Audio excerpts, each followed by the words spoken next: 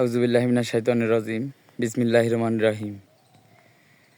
সম্মানিত বন্ধুরা, আজকে আমি একটি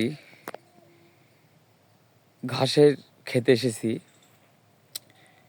এই ঘাসগুলা মূলত বাইরের দেশে হতো, এখন থেকে আমাদের বাংলাদেশে চাষ হচ্ছে। বিশেষ করে আমরা যারা গরু ছাগলের খামার করে থাকি, আমরা এই ঘাসগুলা বেশি লাগাই জমিতে। তো এই ঘাসের কয়েকটি জাত আছে, নেপালিয়ান, জারা, এবং এই ঘাসের কালার দেখতেছেন সবুজ, কিন্তু আরেকটা ঘাস আছে, ওই ঘাসের কালার সম্পূর্ণ লাল কালার হয়।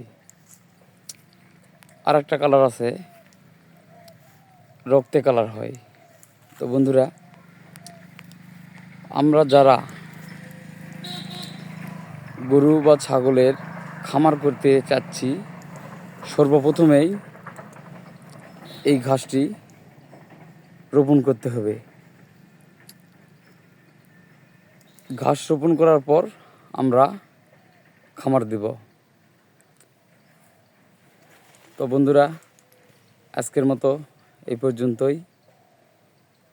পরবর্তীতে আবারও অন্য একটি ভিডিও নিয়ে আসবো আপনাদের মাঝে। আপনারা ভালো থাকবেন, সুস্থ থাকবেন। আসসালামু আলাইকুম ওয়া রাহমাতুল্লাহ।